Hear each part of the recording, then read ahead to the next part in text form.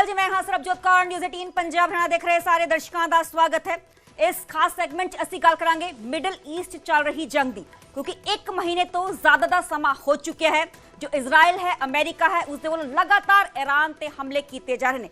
28 ਫਰਵਰੀ ਦਾ ਉਹ ਦਿਨ ਜਦੋਂ ਕਿ ਇਹ ਪੂਰਾ ਹਮਲਾ ਕੀਤਾ ਗਿਆ ਸੀ ਅਮਰੀਕਾ ਤੇ ਇਜ਼ਰਾਈਲ ਦੇ ਵੱਲੋਂ ਈਰਾਨ ਤੇ। ਅੱਜ 1 अप्रैल हो चुके हैं, पर दूसरे पास से ईरान भी लगातार रिटेलिएशन कर रहा है, मुंह तोड़ जवाब दे रहा है। लगातार बैलिस्टिक मिसाइल्स उसके वालों भी दागियां जा रही ने। 3 बार अल्टीमेटम दिता जा चुके हैं, हालांकि तीजा अल्टीमेटम 6 अप्रैल तक दा है।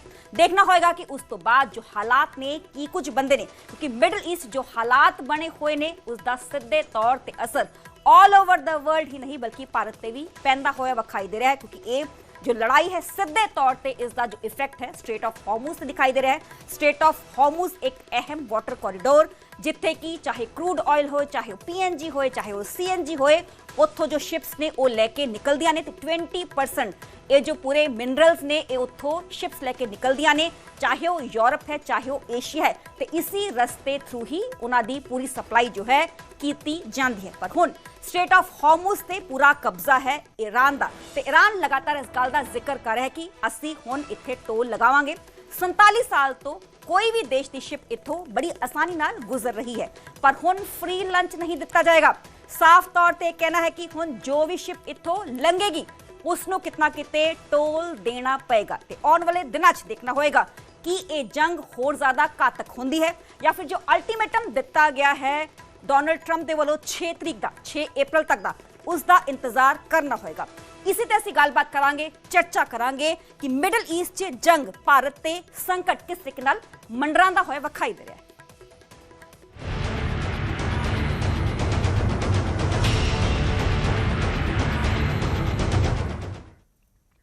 तो मिडल ईस्ट जंग विचाले भारत का महामंथन लगातार जारी है। दिल्ली शाम 7 बजे कैबिनेट कमेटी और सिक्योरिटी की मीटिंग PM नरेंद्र मोदी के वालों सद्दी गई है। मौजूदा समय की कुछ हालात ने मिडल ईस्ट जंग लैके, मिडल ईस्ट की कुछ हालात ने उसनू लैके समीक्षा की जाएगी, बैठक की जाएगी। मिडल ईस्ट के हालातों बारे चर्चा की जाएगी। 10 दिनों दूजी बार मीटिंग हो रही है।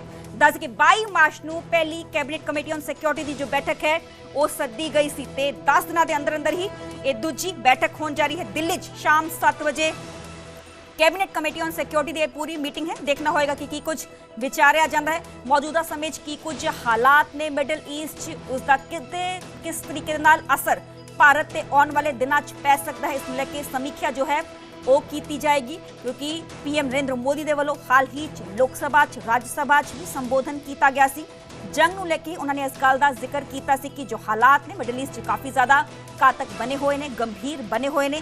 जो आने वाले दिनों ये जंग एज इट इज़ ही जारी रही है तो इसके जो नतीजे ने काफ़ी चिंताजनक हो सकते हैं, क्योंकि CNG PNG LPG सब कुछ ही स्ट्रेट ऑफ हॉर्मुज के रस्ते तो आता है। पर जिवें जिक्र कराते कई जो शिप्स ने वो आराम दे नाल भारत दियां उत्थों लंघ के आ रही ने, जिसका धन्नवाद इंडियन गवर्नमेंट के वालों भी किया गया सी। ते मिडल ईस्ट जंग के विचाले भारत च महामंथन अज किया जाएगा। दिल्ली शाम 7 बजे कैबिनेट कमेटी ऑन सिक्योरिटी जो बैठक है वो सद्दी गई है। PM मोदी की अगवाई हेठ ये पूरी बैठक जो है वो होएगी। मिडल ईस्ट के हालातों बारे चर्चा इस जो है वो बैठक की जाएगी। 10 दिनों दूजी बार ये जो मीटिंग है वो होने जा रही है। 22 मार्च को ये जो पहली बैठक है वो सद्दी गई सी। असी इस विषय पर होर गलबात करांगे। साडे नाल major general PK Sehgal retired रक्षा माहर ने जुड़े ने। सर स्वागत है तुहाडा न्यूज़ 18 पंजाब ते। सब तो पहला सवाल, मौजूदा सिनेरियो नूं, संकट नूं किस तरीके नाल देखा जाए, क्योंकि तीजी बार अल्टीमेटम दिता गया है। अल्टीमेटम 6 अप्रैल तक दा है, पर कल इंडियन टाइम के हिसाब के नाल 6 बजे 6:30 बजे इनफैक्ट जो डोनाल्ड ट्रंप ने वो देश में संबोधन करेंगे।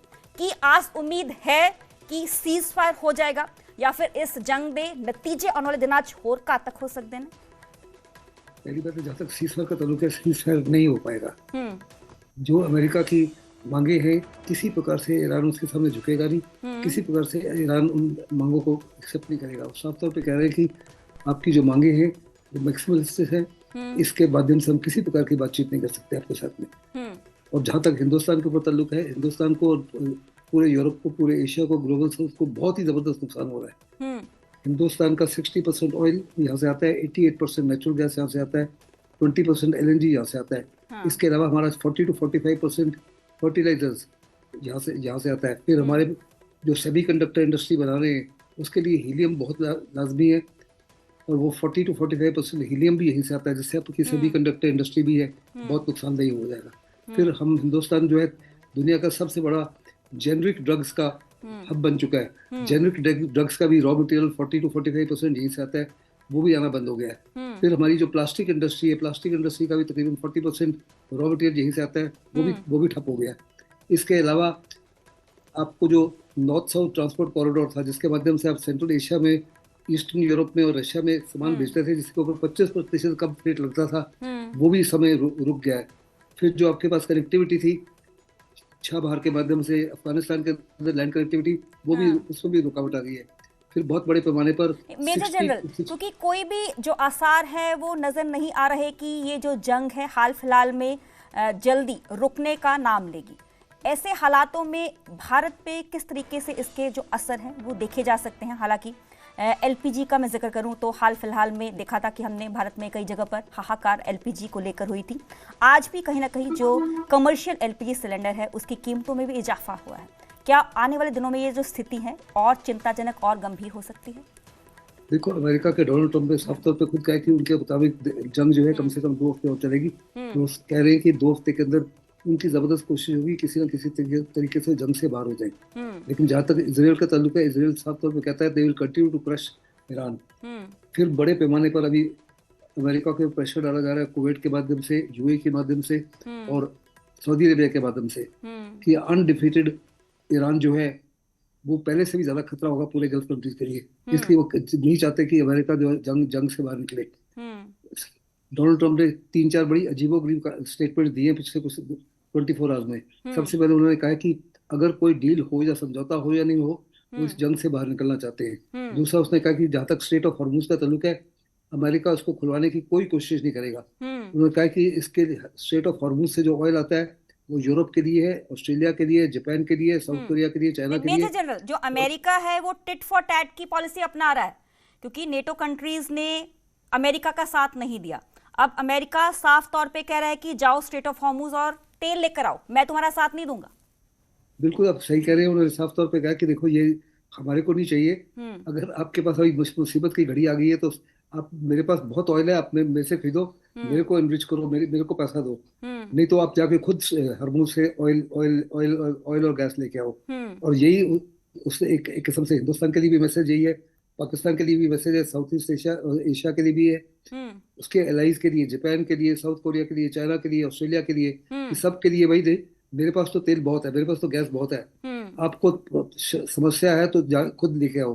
फिर वो साफ तौर पे कह रहे हैं कि देखो, जहां तक हमारा ताल्लुक है, ये हम इस लड़ाई में और इन्वॉल्व नहीं होना चाहते।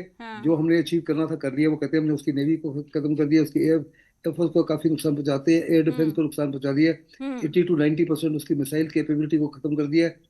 और ही विल डिक्लेयर विक्ट्री सम हो दी अदर, और वो कहेगा कि मैं जंग से बाहर।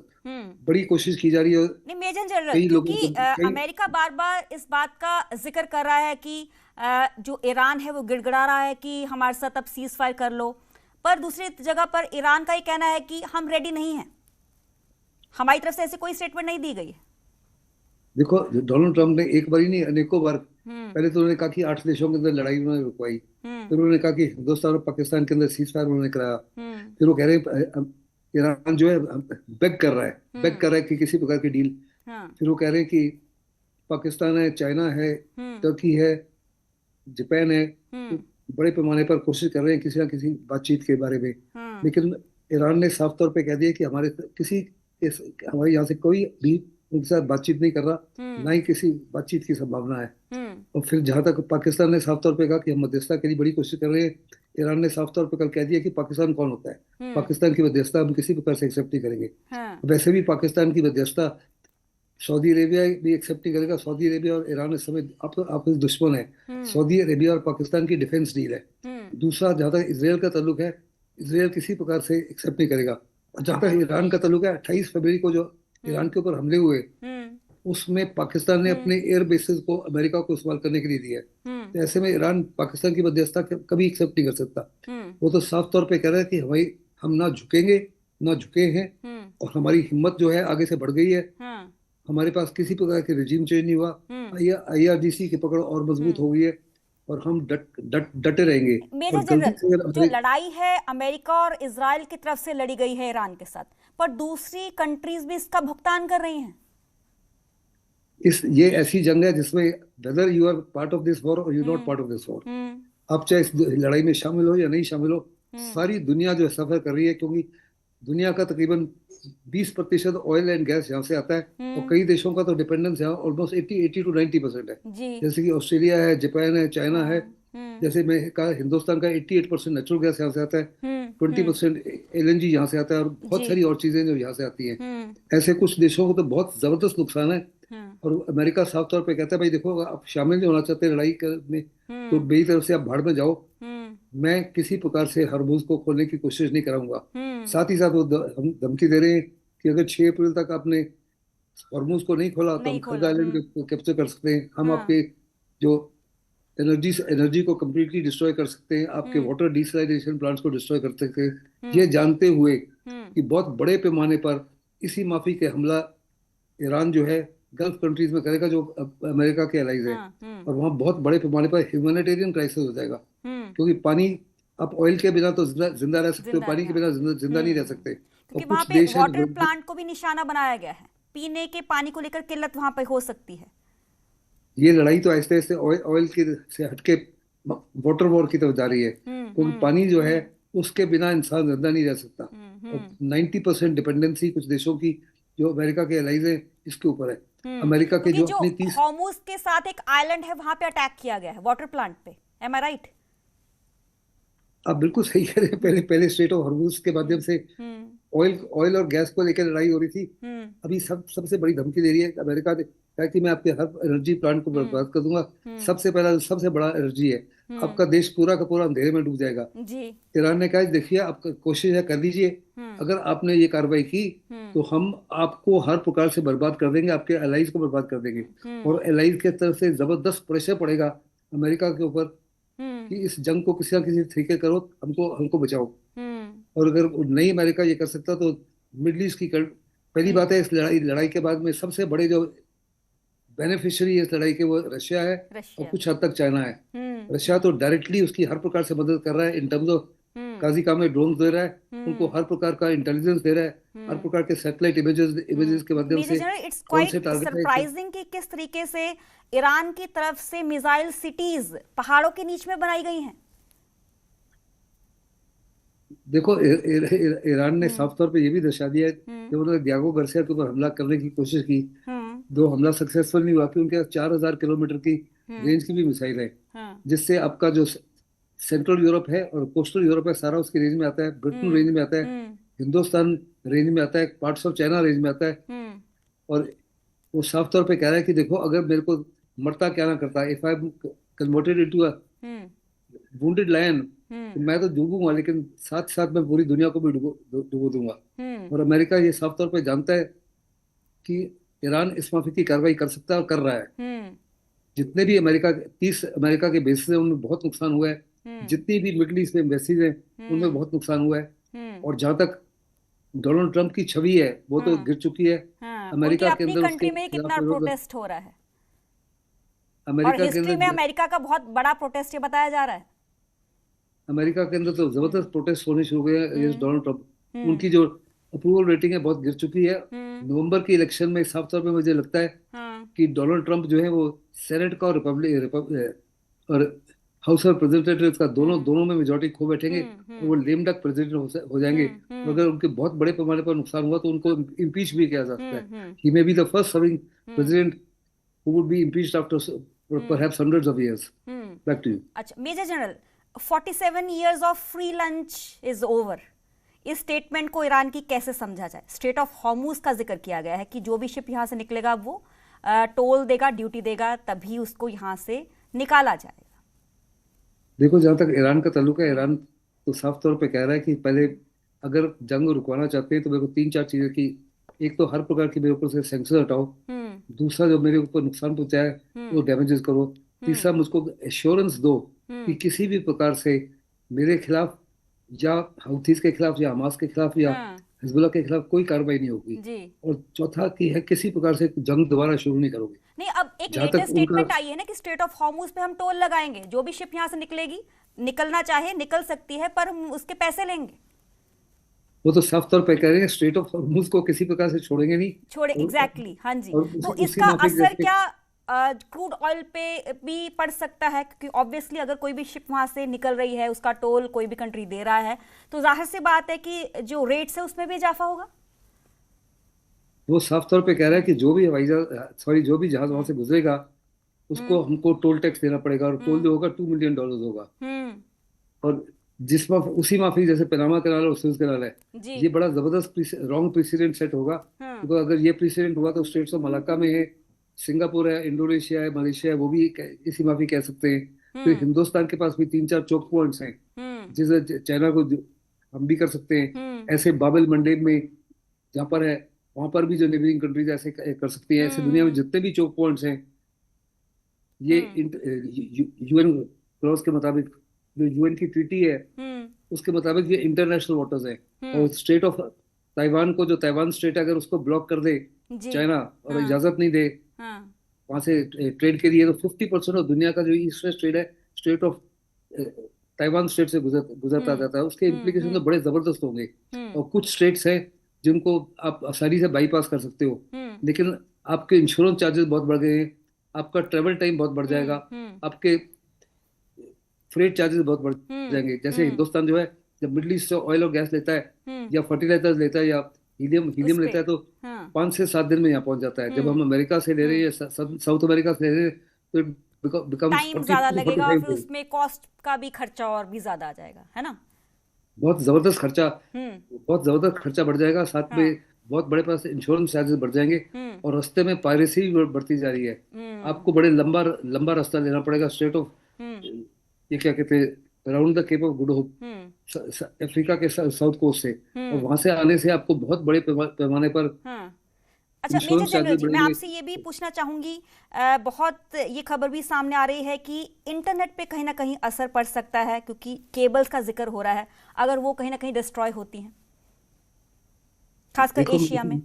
मेरे मुताबिक तो ये जंग जितनी जल्दी रुक जाए उतना ही दुनिया के लिए एक किस्म से खुशखबरी होगी। क्योंकि अगर हाइपोथेटिकली ये जंग कल रुक जाती है, तो फिर भी आपको ऑयल और गैस जो है मिडल ईस्ट से या फर्टिलाइजर से कई महीनों तक या कई साल तक नहीं मिलेंगे। जिस माफी का इंफ्रास्ट्रक्चर बर्बाद हो गया, आपकी रिफाइनरीज बर्बाद हो गई, कुछ स्टोरेज डिपोज बर्बाद हो गए, ऑयल पाइपलाइन बर्बाद हो गई, इकोनॉमिकली खड़े होने में बहुत टाइम लगेगा, पोर्ट्स बर्बाद हो गए। ऐसे में आपको ये इनको रिपेयर करने के लिए बहुत, फिर सबसे बड़ी जो है मिडल ईस्ट जो है, गल्फ कंट्रीज को, ये हैड बिकम पीस। वो दुनिया में अपनी शांति के लिए मशहूर थे, टूरिज्म के लिए मशहूर थे, ट्रेवल एंड टूरिज्म के लिए मशहूर थे, फिर रियल एस्टेट के लिए, फाइनेंस के लिए मशहूर थे। Millionaires all over the world वहां आके रहना शुरू हो रहे थे। दुबई में ज्यादातर मिलियनियर्स वहां पे सेटल्ड थे। बहुत सेफेस्ट कंट्री दुबई को कहा जाता है। दुबई से एक दिन में 3,34,000 पर्यटक गुजरते थे, और एवरेज जो मिडिल ईस्ट से पर्यटक रोज जाते थे 2,75,000। जस्ट इमेजिन उनको कितना रेवेन्यू पर डे मिलता था। All that is gone. अभी तो फिर सबसे बड़ा नुकसान जो हिंदुस्तान को है कि ये सारों कंट्रीज के सॉवरेन फंड्स जो थे, जो डिस्पोजेबल फंड्स थे, बड़े पैमाने पर उनको हिंदुस्तान में इन्वेस्ट कर रहे थे, इंफ्रास्ट्रक्चर के लिए, आपके स्ट्रेटेजिक रिजर्व्स को बढ़ाने के लिए और कई चीजों के लिए। अभी इनके पास वो फंड्स ही नहीं होंगे हिंदुस्तान में इन्वेस्ट करने के लिए। सऊदी अरेबिया $100 बिलियन करने जा रहा था। यूएई बहुत बड़े पैमाने पर हिंदुस्तान के साथ, हिंदुस्तान की बड़ी जबरदस्त दोस्ती थी। जो आपका India middle east economic corridor है, जिससे हिंदुस्तान को बहुत फायदा होना था, वो खत्म हो गया इस समय। फिर आपका U2IT जो है, यूएई, यूएसए, इंडिया और इजराइल, ऑल दैट समझौते इस समय सब खत्म हो गए। और क्या दोबारा रिवाइव हो पाएंगे या नहीं हो पाएंगे, और किस हद तक रिवाइव हो पाएंगे। जो शाम की कैबिनेट कमेटी ऑन सिक्योरिटी की बैठक है, इस पूरी बैठक को किस नजरिए से देखा जाए? भारत किस तरीके से मिडिल ईस्ट में जो स्थिति है उसको भांप रहा है? देखो, जहां तक यूएन सिक्योरिटी काउंसिल का ताल्लुक है, उसकी रेजोल्यूशन जो पास होती है उसके ऊपर कोई अमल नहीं करता।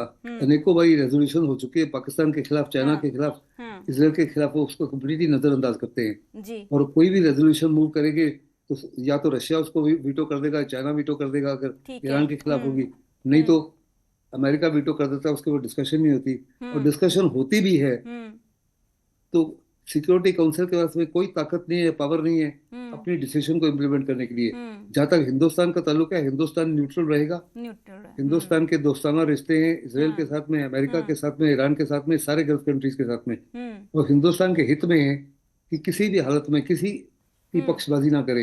ईरान के फॉरेन अफेयर्स मिनिस्टर ने और ईरान के एम्बेसडर ने साफ तौर पे कहा है कि उनको किसी प्रकार से कोई फेथ एंड ट्रस्ट नहीं है। वो अमेरिका के साथ बातचीत कैसे करें, 2 बार तो उन्होंने धोखा दिया है। बातचीत हो रही थी तो बीच में अटैक कर दिया। तो उन्होंने कहा कि बातचीत हम करें, तो वेयर इज द गारंटी की वास्तव में वो बातचीत करना चाहते हैं। 6 तारीख का डेडलाइन तो दी हुई है, इसके बावजूद अमेरिका और इजराइल की तरफ से हमले लगातार जारी हैं। मुझे नहीं लगता कि अमेरिका तो साफ तौर पे डोनाल्ड ट्रंप जो है एक किस्म से अमेरिका को उन्होंने इस लड़ाई में फंसा दिया है। किसी भी जंग से पहले 4 चीजें हर मिलिट्री कमांडर जो है वो 4 चीजें जरूर तय करता है। पहली बात है कि इस लड़ाई का मकसद क्या है, what is the political and military aim. दूसरा, उस पॉलिटिकल एम को अचीव करने के लिए मेरी स्ट्रेटेजी क्या है। मेजर जनरल, मेन एम था रिजीम चेंज, वो तो नहीं हुआ। देखो, जहां तक रजीम चेंज है वो उल्टा हो गया, रजीम तो और मजबूत हो गई है, IRGC और मजबूत हो गया। हाँ जी। और जो लोग प्रोटेस्ट कर रहे थे, आज उन 3 प्रोटेस्टर्स को जिनको डिटेन किया हुआ था उसको ईरान ने एग्जीक्यूट किया, और साथ में कहा है जो बड़े पैमाने पर जो पहले हो गए हैं वो ओवर एक्टिव हो गए, तो उनको भी एग्जैक्टली। हाँ जी। और IRGC ज्यादा मजबूत हो गया है। In fact the regime is become far more dangerous today than the previous regime. और साफ तौर पे गल्फ कंट्रीज कह रहे हैं कि ईरान आज है उनके लिए और ज्यादा खतरा हो गया है। फिर ईरान का जो यूरेनियम है, जो यूरेनियम है 400 kg, उसको निकालना इज देन ऑलमोस्ट हर एक मिडिल ईस्ट कंट्री की तरफ से जो अमेरिका को एयर बेस दिया गया है कि वहां से वो अटैक कर पाए। ऑब्वियसली जो सारी मिडिल ईस्ट कंट्रीज हैं, अब उनको दुश्मन ही मानेगा ईरान।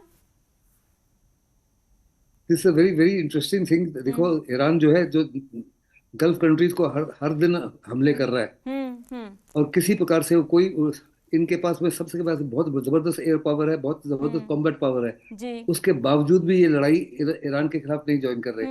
लेकिन आज पहली बार है UAE ने कहा कि बड़े पैमाने पे उनकी सेना जो है हर प्रकार से तैयार है ईरान के खिलाफ कार्रवाई करने के लिए। इसी माफिक सऊदी अरेबिया भी हिंट दे रहा है कि वो भी कार्रवाई। सऊदी अरेबिया तो कट्टर दुश्मन है ईरान का। वो ईरान से वास्तव में डरते हैं। वो चाहते हैं कि अमेरिका तो जंग से बाहर हो जाएगा। अच्छा मेजर जनरल, कल जब डोनाल्ड ट्रंप की तरफ से संबोधन किया जाना है, चलो मिडल ईस्ट जंग ਦੇ ਵਿਚਾਲੇ ਭਾਰਤ 'ਚ ਮਹਾਮੰਥਨ जो है वो ਕੀਤਾ ਜਾਏਗਾ। किस तरीके ਨਾਲ जो हालात ने स्थिति है उसका ਅਸੀਂ ਜ਼ਿਕਰ ਕਰ ਰਹੇ ਸੀ, क्योंकि ਅੱਜ शाम ਨੂੰ तकरीबन 7 ਵਜੇ कैबिनेट कमेटी ऑन सिक्योरिटी ਦੀ ਵੀ जो मीटिंग है वो सद्दी गई है। मौजूदा स्थिति मिडल ईस्ट 'ਚ ਕੀ कुछ है उसको लेके चर्चा जो है वो इस बैठक 'ਚ की जाएगी, क्योंकि 22 मार्च तो बाद ये 10 दिनों के अंदर ही मीटिंग सद्दी गई है। तो स्ट्रेट ऑफ हॉर्मुज़ खुलवाउण तो अमेरिका ने हाथ पे क्यों खिंचा है, क्योंकि अमेरिका की ताज़ा जे स्टेटमेंट का जिक्र करिए तो बार बार डोनाल्ड ट्रंप इस गल का जिक्र कर रहे हैं कि जो भी कंट्री चाहता है ईरान तो उतों स्ट्रेट ऑफ हॉर्मुज़ तो ऑयल लेना वो जाके लिया सकता है, पर अमेरिका की तरफ तो किसी की भी मदद जो है वो नहीं की जाएगी, क्योंकि अमेरिका की मदद के लिए कोई भी अगे नहीं आया सी, चाहे वो जापान होए, चाहे वो कोरिया होए, चाहे वो ब्रिटेन होए, चाहे वो स्पेन होए।